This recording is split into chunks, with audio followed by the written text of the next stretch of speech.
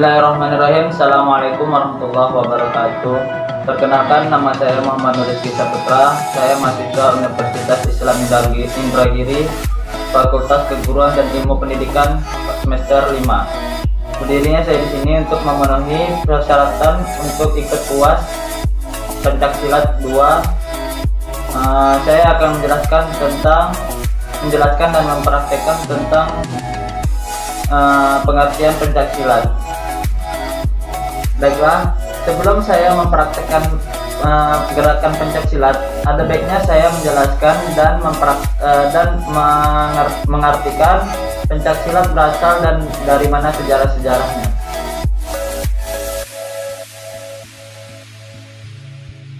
Pengertian pencaksilat. Dalam Kamus Bahasa Indonesia, pencaksilat merupakan permainan atau keahlian dalam mempertahankan diri dengan kepandaian menangkis, menyerang, dan membela diri.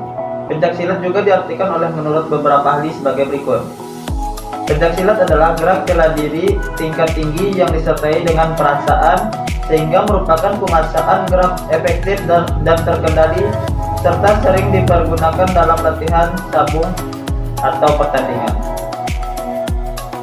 2. Pencaksilat adalah sebagai fitrah manusia untuk membela diri dan sebagai unsur yang menghubungkan gerakan dan pikiran oleh gerak dan oleh pikir.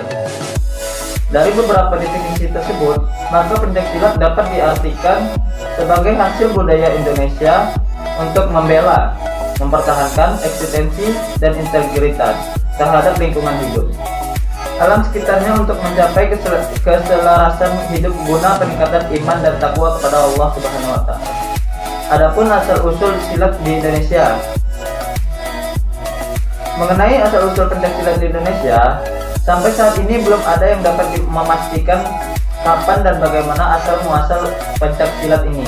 Ada yang menyebutnya bela diri ini karena kemampuan para nenek moyang untuk melindungi dan mempertahankan kehidupannya, atau kelompoknya dari tantangan alam. Mereka menceritakan berbagai jurus dengan menirukan berbagai gerakan binatang-binatang seperti kera, harimau, ular, burung elang. Selain itu, ada pula yang menyebut asal-usul seni bela diri karena keterampilan berbagai suku di Indonesia dalam berburu dan berperang dengan menggunakan berbagai senjata seperti parang, tombak, dan perisai. Misalnya suku Nias yang terampil menggunakan parang adat dan tradisi suku.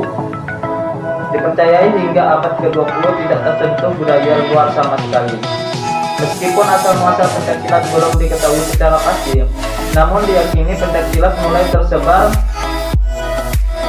tersebar dan berkembang di Indonesia sejak abad ke-7 Masehi. Pencaksilat tersebut berkembang secara lisan, dari mulut ke mulut seperti dari guru ke murid. Ada yang menyebut bahwa perkembangan silat berasal dari cerita legenda seperti cerita kerajaan Sriwijaya dan Majapahit yang dikenal memiliki pendekar-pendekar yang menguasai bela diri dan ilmu kanuragan, serta memiliki prajurit yang juga mahir dalam bela diri. Menurut beberapa peneliti seperti Donald Dreger, bukti adanya seni bela diri bisa dilihat dari artefak senjata yang ditemukan dari masa klasik serta pahatan relief di Candi Prambanan dan Borobudur yang menunjukkan sikap kuda-kuda silat. Sementara itu, menurut Samsudin, perkembangan silat mendapat pengaruh dari bela diri Cina dan India. Hal ini karena sejak awal budaya Melayu tidak mendapat pengaruh dari kebudayaan yang dibawa oleh pedagang dari India dan Cina lain-lain. Menurut legenda Minangkabau, silat atau silek dalam bahasa Minangkabau, silek diciptakan oleh Datuk Suri Diraja dari Pariangan, tanah datar di kaki Gunung Merapi pada abad ke-11. Silat atau silek kemudian dibawa dan dikembangkan oleh para perantau Minang ke seluruh kawasan Asia Tenggara. Ada pula cerita silat dari tanah Sunda tentang asal mula aliran silat Cimande yang mengisahkan tentang seorang perempuan yang menirukan gerakan patrukan antara harimau dan monyet.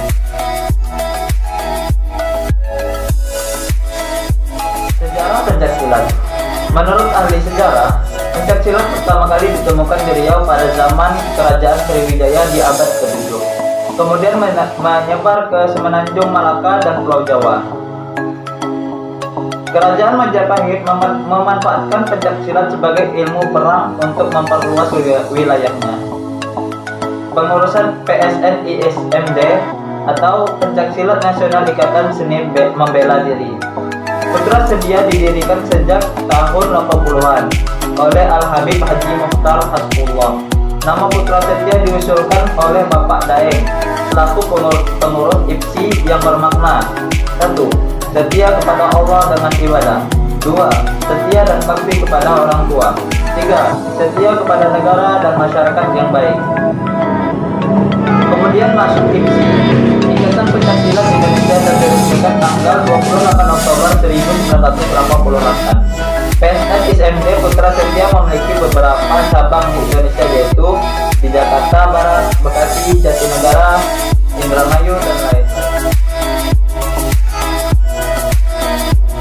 Adapun teknik-teknik dalam pencaksilat yaitu teknik dasar dan teknik serang. Teknik dasar yaitu kuda-kuda, sikap pasang, gerak langkah, dan jurus. Sikap kuda-kuda yang pertama itu kuda-kuda tengah. Kita ngambil jurusan dari tengah. Ini namanya kuda-kuda tengah. Sedangkan ada juga dengan kuda-kuda depan. Kaki ke depan dan tumpuannya ada di depan. Dengan sikap pasang atau sikap siap. Jika sikap kuda-kuda belakang tinggal dipindahkan di bagian belakang, kaki bagian belakang ditumpukan di bagian belakang. Dengan sikap siap atau sikap pasang. Jika kuda-kuda samping, kaki tinggal dipindahkan ke arah samping, ditumpukan sebelah samping yang mana sebelah kanan 2. Dan jika kuda-kuda samping kiri ada di sebelah itu sikap kuda-kuda dan sikap pasang. Sikap pasang seperti yang tadi, sikap siap atau sikap pasang. Adapun gerak langkah dalam pencaksilat yaitu sikap langkah siap. 2. Teknik serang. Ada beberapa teknik serang yaitu pukulan, tendangan, tangkisan, dan bantingan. Jika pukulan ada banyak jenis nama-nama pukulan. Nama pukulannya lurus. Terus ada juga tendangan yang namanya tendangan sabit, tendang dari samping.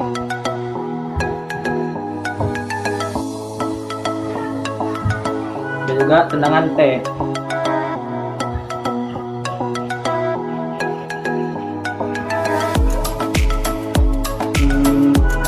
Ada juga tangkisan melalui tangan. Kalau musuh menyerang dari bagian tubuh, kita tinggal menahan. Dan tendangan ketika tangkisan bagian kaki.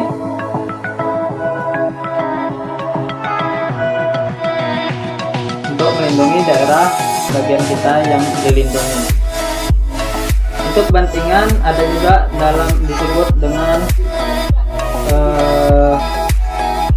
bantingan bisa dengan menangkap kaki musuh lalu memukanya atau menjatuhkannya dengan mengaitkannya. Ada juga dengan cara guntingan atau menggunting kaki dengan menjatuhkan agar musuh terjatuh.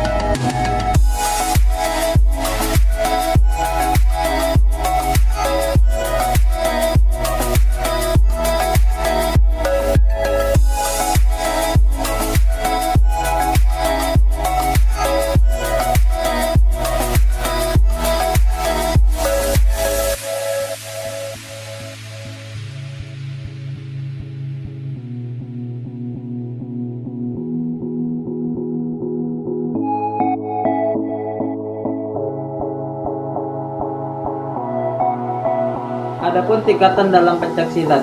1. Pemula, mempelajari semua tahap dasar atau gerakan-gerakan yang tadi. 2. Menengah, difokuskan pada semua gerak dasar, pemahaman, variasi, dan bakat pesilat mulai terlihat. 3. Pelatih, hasil dari kemampuan yang matang berdasarkan pengalaman di tahap pemula dan menengah. 4. Pendekar, pesilat yang telah diakui oleh para sesepuh perguruan, mereka akan mewarisi ilmu-ilmu rahasia tingkat tinggi. Jurus pencaksilat, pesilat berlatih dengan jurus-jurus. Jurus ialah rangkaian gerakan dasar untuk tubuh bagian atas dan bawah yang digunakan sebagai panduan untuk menguasai penggunaan teknik-teknik lanjutan pencaksilat. Saat dilakukan untuk melatih secara tunggal atau berpasangan, penggunaan langkah atau gerakan kecil tubuh mengajarkan penggunaan pengaturan kaki. Saat digabungkan, itulah dasar pesan atau aliran seluruh tubuh. Ciri-ciri pencaksilat. 1. Mempergunakan seluruh bagian tubuh dan anggota badan sebagai alat penyerangan dan pembelaan diri. 2. Dapat dilakukan dengan atau tanpa alat senjata. 3. Pencaksilat tidak memerlukan senjata tertentu, tetapi benda apapun dapat dijadikan sebagai senjata. Secara khusus, pencaksilat bercirikan 1. Sikap tenang, lemas, dan waspada. 2. Tidak hanya mengandalkan kekuatan atau tenaga, tetapi menggunakan kelentukan, kelincahan, kecepatan, dan ketepatan atau teknik-teknik itu. 3. Lebih memperhatikan posisi dan perubahan pemindahan berat badan. 4. Memanfaatkan serangan tenaga lawan sehingga mengeluarkan tenaga seefisien mungkin. Peraturan pencaksilat. Aturan pertandingan. 1. Pesilat saling berhadapan dengan menggunakan unsur pembelaan dan serangan pencaksilat, serta yang dimaksud dengan kaidah adalah bahwa dalam mencapai prestasi teknik, seorang pesilat harus mengembangkan pola pertandingan yang dimulai dari sikap pasang, langkah, serta mengukur jarak terhadap lawan dan koordinasi dalam melakukan serangan atau pembelaan, serta kembali ke sikap pasang. 2. Pembelaan dan serangan yang dilakukan harus berpola dari sikap awal pasang atau pola langkah, serta adanya koordinasi dalam melakukan serangan dan pembelaan. Setelah melakukan serangan pembelaan, harus kembali pada sikap awal pasang dengan tetap menggunakan pola langkah. Wasit akan memberikan aba-aba langkah jika seorang pesilat tidak melakukan teknik pencaksilat yang semestinya. Serangan beruntun harus disusun dengan teratur dan berangkai dengan berbagai cara ke arah sasaran sebanyak-banyaknya. 4 jenis serangan. Pesilat yang melakukan rangkaian serang bela lebih dari 4 jenis akan diberhentikan oleh wasit. Serangan sejenis dengan menggunakan tangan yang dilakukan secara beruntun dinilai satu serangan. Serangan yang menggunakan pola langkah tidak terhalang, mantap, bertenaga, dan tersusun dalam koordinasi teknik serangan yang baik. Aba-aba pertandingan. Aba-aba bersedia digunakan dalam persiapan sebagai peringatan bagi pesilat dan seluruh aparat pertandingan bahwa pertandingan akan segera dimulai. Aba-aba mulai digunakan setiap pertandingan dimulai dan dia akan dilanjutkan, bisa pula dengan isyarat. Aba-aba berhenti digunakan untuk menghentikan pertandingan. Aba-aba pasang dan silat digunakan untuk pembinaan. Pada awal dan akhir pertandingan, setiap babak ditandai dengan memukul stop. Tata cara pertandingan. 1. Persiapan dimulainya pertandingan diawali dengan masuknya wasit dan juri ke gelanggang wasit juri, memberi hormat dan melapor tentang akan dimulainya pelaksanaan tugas kepada ketua pertandingan. 2. Setiap pesilat yang akan bertanding setelah mendapat isyarat dari wasit memasuki gelanggang dari sudut masing-masing, kemudian memberi hormat kepada wasit dan ketua pertandingan. Selanjutnya, kedua pesilat kembali mengambil tempat di sudut yang telah ditentukan. 3. Untuk memulai pertandingan, wasit memanggil kedua pesilat.